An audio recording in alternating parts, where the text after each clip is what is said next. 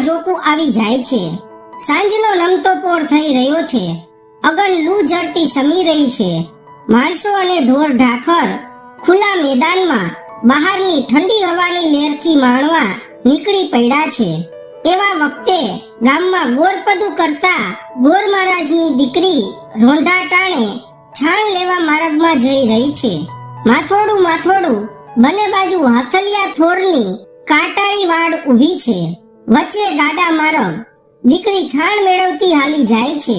ત્યાં બે હરામખોરોએ આ દીકરીને આંતરી અને હાથનું કાંડું પકડીને કહ્યું, જે હોય તે આપી દે।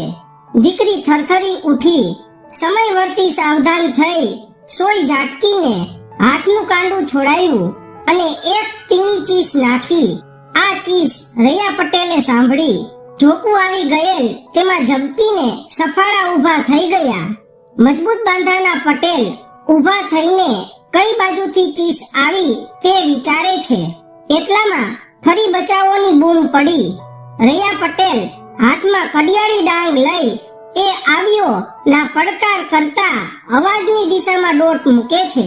ત્યાં જઈ જુએ છે તો દીકરી હાથમાં પથ્થર લઈ સામે થઈ રહી છે। પણ દીકરીનું ગજું શું? એક લૂંટારાએ દીકરીનું કાંડું પકડ્યું, હાથમાંનો પથ્થર પડી ગયો। આ દ્રશ્ય જોઈ રૈયા પટેલની ભ્રુકુટી ખેંચાણી, આંખના ડોળા લાલઘુમ થયા, ચહેરો ત્રાંબા વર્ણો થઈ ગયો। સિંહની જેમ ત્રાડ નાખી, છેટા રેજો બદમાશો, આ કડિયાળી ડાંગ તમારી સગી નહીં થાય તો થજે માટી કે તાકને। લાકડીનો ઘા રૈયા પટેલના હાથના કાંડા ઉપર પડ્યો। અરે આ શું? રૈયા પટેલની મર્દાનગી! લાકડીના બે કટકા થઈ ગયા। રૈયા પટેલ તો નિરાતે ઊભા છે, જાણે કઈ ઘા થયો જ નથી। આ પ્રતાપ છે ભગરી ભેહોના શેડકઢા દૂધ દહીં છાશ ઘી અને ગોળના સાત્વિક ખોરાકનો। એવામાં રૈયા પટેલે કડિયાળી ડાંગ સોય ઝાટકીને એક લૂંટારાના ગોઠણ પર ફટકારી। ભોય માં કરતો તે પડ્યો ભોય પર।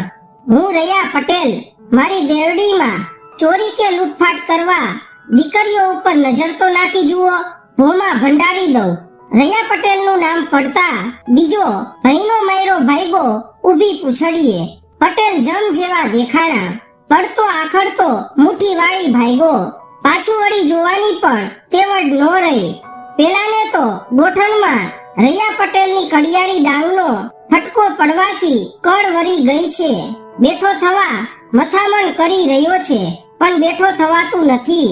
ભાઈ, આ રૈયા પટેલનો ઘા જેવો તેવો ન હોય। રૈયા પટેલે ગાત્રો ઢીલા થઈ જાય એવી ત્રાડ નાખી, ત્યાં તો પગમાં પડી ગયો।